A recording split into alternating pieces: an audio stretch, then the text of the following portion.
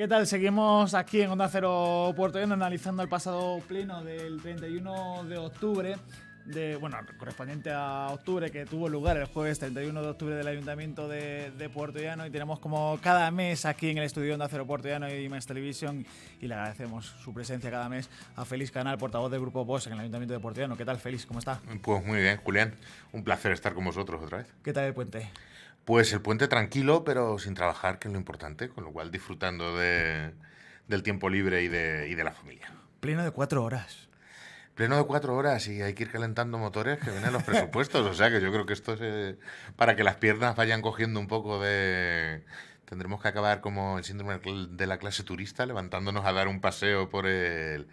¿Verdad? Que era un pleno que tenía, sin que hubiese intervenciones excesivamente largas, pero los asuntos eran un poquito pastosos, eran un poco farragosos. Entonces no creo que hubiese intervenciones excesivamente largas en esta ocasión, pero claro, eran muchos puntos, aunque buena parte de ellos estaban agrupados en uno, iban unidos en uno, pero se prestaba a que se pudiera dilatar un pelín.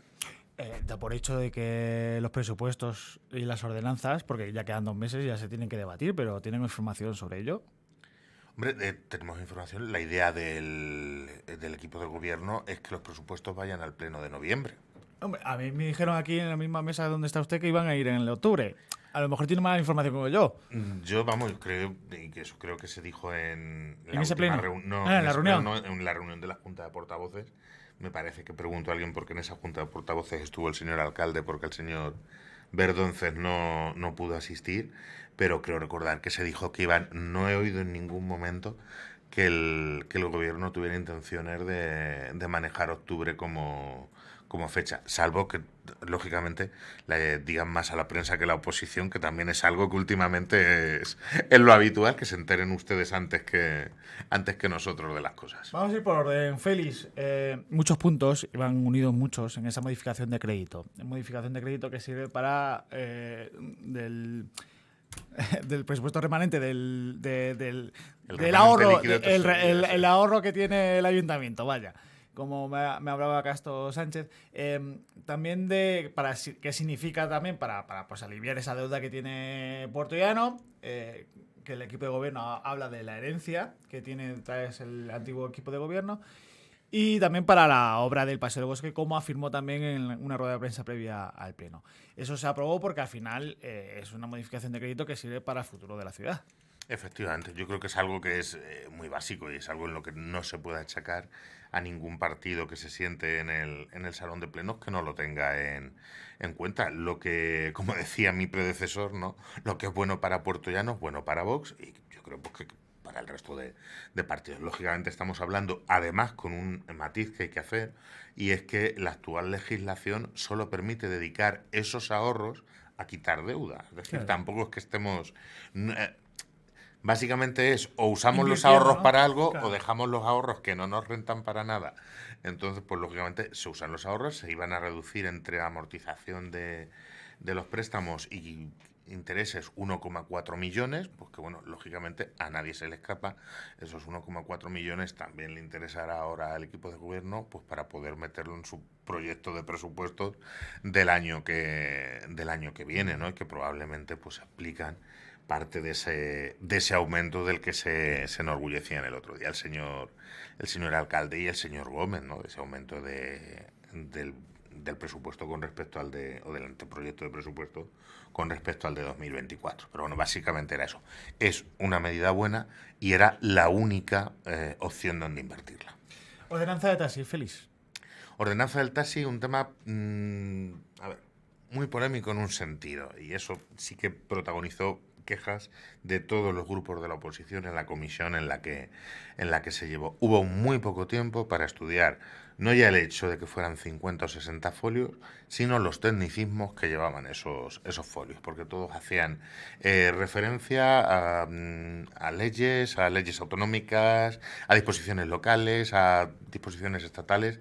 Entonces fue una queja que sí se trasladó al concejal que estaba presidiendo la comisión, al señor Barba, que pues no se puede estar convocando las comisiones informativas de temas que van al Pleno, y además del calado, en este caso, de la ordenanza del taxi, que todos hemos oído, porque lógicamente es un tema que preocupa mucho a la población, que hay muchas quejas, pero que preocupa también al sector y que hay 21 familias, o puede haber 21 familias, que creo que son las licencias que hay, que van a vivir de esto y que van a jugarse su vida laboral en esto, pues hay que hacerlo muy despacio.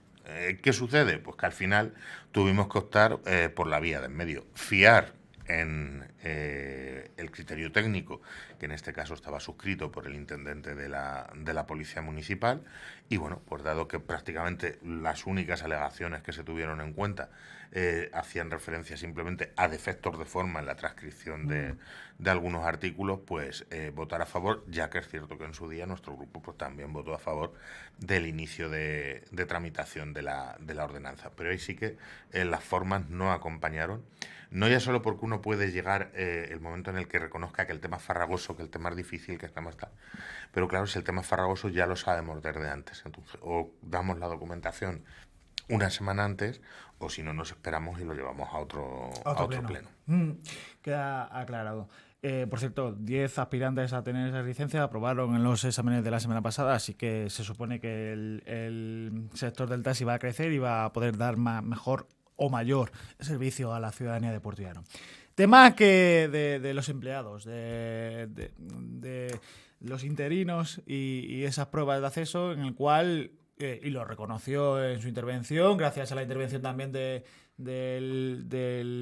compañero del Grupo Socialista, de CEID, usted dijo que no, porque no podía ir en contra, y además me quedó claro, y además me lo guardo en mi memoria, que usted dijo, no me puedo llevar la contraria a lo que dije hace unos plenos acerca de este tema, y por eso voto en contra. Efectivamente, yo creo que ahí era un tema que también es... farragoso. Difícil, sí. Farragoso, era lo que hablábamos de por qué pero era quizás el más raro de los que se presentaron, ¿no? En el sentido de que, claro, nos retrotraemos unos meses, el ayuntamiento decide personarse en un proceso judicial del cual emana una sentencia, pero que es recurrida por el interesado, por el afectado, por el demandante. Y que lógicamente se encuentra pues pendiente de lo que diga el TSJ de Albacete, pues, con los trámites que todos sabemos que eso puede llevar. ¿Cómo ahora vamos nosotros a iniciar un proceso diametralmente en contra de lo que decidimos hacer unos meses, que supondría ir a un tribunal? Es verdad que emite un informe preceptivo, pero no vinculante dentro de ese proceso si se inicia, pero que podríamos llegar, como explicó el señor Ijazi muy bien, a la situación de que ¿qué pasa ahora si yo pido un informe que no es vinculante, pero es preceptivo, y dice que las bases no están bien, y luego la sentencia del TSJ dice que sí están bien? ¿Qué pasa en el ínterin? Porque claro, si luego, como dijo el señor alcalde, bueno, es que solo es un informe preceptivo, pero claro, si no nos vamos a vincular, yo no pido un informe para algo que no voy a hacer. Y efectivamente ahí hubo una frase que a mí me determinó mucho, y dijo el señor Ijazi, que va a pensar el tribunal al que le vamos a pedir ahora un informe. Si dice, me pide un informe en la dirección opuesta a la que actuó el mismo interesado, o la misma parte en este caso, que es el ayuntamiento. Entonces yo creo que nosotros hicimos en su momento lo correcto, que fue personarnos, lógicamente, para, que eso sí tiene que quedar muy claro, defender unas bases en las que nosotros no tenemos nada que ver. Es decir, esas bases se hicieron por la anterior administración local, eso por los criterios técnicos y tal, pero en el que pues hay que presumir que se hicieron bien, lógicamente, o que no se hicieron con ningún aspecto de maldad. Pero claro, ahora como pasados unos meses nos ponemos en el punto contrario, y que luego se den dos situaciones que puedan ser contradictorias cuando hay 21 familias que también están en juego. Entonces, una vez que habló el señor Ijazi, pues las pocas dudas que teníamos, pues lógicamente se desvanecieron. La versión del equipo de gobierno es que si no hacían nada, les podía ir en contra. Eso me intentó quedar claro, más o menos, que si no actuaban, si no proponían este punto del pleno, si no hacían nada, les podía perjudicar, ¿verdad? A ver, el tema es, lo que tiene que hacer el ayuntamiento es pronunciarse, es decir, una forma de pronunciarse, es decir, vamos a esperar a que la justicia hable. Es decir, claro. no creo que se esté haciendo una inacción, más que nada porque dudo mucho que los servicios jurídicos del PSOE, por ejemplo, pues fueran a conducir a sus concejales a hacer algo Claro, que fuese en perjuicio de ellos, ¿no? Pero yo creo que la opción es esa, es decir, si recurrimos a la justicia, que además fue un tema muy vapuleado luego en la intervención, en la moción del señor Manchón, pues si recurrimos a la justicia es porque creemos que es lo que hay que hacer, y el problema que tiene la justicia es que tarda en hablar, pero hay que darle tiempo a que hable, y sobre todo porque, bueno, pues luego si hay que tomar otra opción, pues hay distintos caminos que pueden tomar los afectados, porque no hay que olvidar que hay afectados por una parte y por otra, es decir, tan afectados son los demandantes, lógicamente, como los demandados en ese sentido. Exacto. Hablaba de la moción de Izquierda Unida. Usted, en la atención a los medios de comunicación, que es tradicional en esta legislatura que se haga después de los plenos, dijo que le daba igual que se quedaran solos.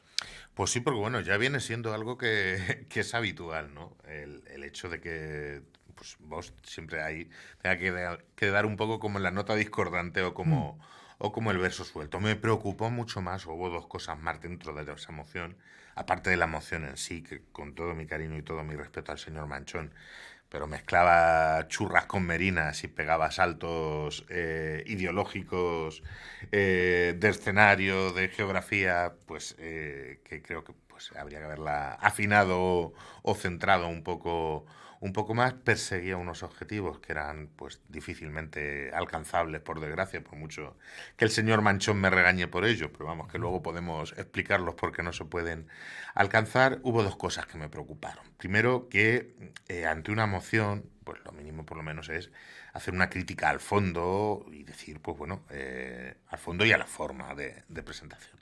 Y es que tuvimos a una concejala, la concejala de Educación y de Igualdad, Marian, la señora Martín Albo, que fue la que lo defendió, que prácticamente dijo, no me han gustado las formas, no voy a entrar en ellas, pero le voy a decir que vamos a subir un 50% de la asignación o un no sé cuánto por ciento de la Concejalía de Igualdad o de la parte que la Concejalía de Igualdad dedica a esto. Entonces, claro, yo ahí ya siempre me pregunto, ¿cómo puede ser o cómo este gobierno puede estar en la nube que está de unos presupuestos que todavía no están aprobados, decir que vamos a subir? Tengo también intención. Dijo lo de la limpieza, también lo dijo de la limpieza. Por eso es que el gobierno ya da por hecho que tiene los presupuestos, ¿no? Efectivamente. Entonces no se puede ser tan. Y va por ustedes, porque entiendo que la oposición lo va a votar en contra, pero pues, entiendo que ustedes le van a votar que sí. Tenga usted en cuenta que, y yo hace mucho tiempo que vengo diciéndolo, que oposición somos todos. Y que en ese mismo pleno, en el turno de réplica, se lo dije a la señora Martín Albo, que espero que encuentre un voto para sacar esas cosas, porque lógicamente son medidas que con nosotros chocan frontalmente. Y luego esa alocución o esa intervención del alcalde al final del pleno, en la que, pues bueno, parece ser que el Partido Popular tenía pensado un voto de abstención al inicio, precisamente porque a lo mejor se compartían las medidas o las propuestas, pero no la forma en la que se había. Y que dijo que, bueno, que gracias a la intervención del señor Manchón, pues iban a pasar al voto favorable en lugar de quedarse en la abstención. Pero con un problema, y es la interpelación, que en un turno ya de cierre, del cual este alcalde abusa mucho, porque hay que recordar que el señor Muñiz pues solo lo utilizaba como cierre del pleno una vez terminaba, o en momentos muy necesario en el que fuera preciso utilizarlo. El señor Ruiz lo ha convertido en una costumbre, lo cual ha llevado pues, a quejas en distintas comisiones, porque en definitiva el gobierno tiene 3 turnos, los 2 del concejal que interviene y el tercero del alcalde. Entonces, claro, es machacar y volver a machacar.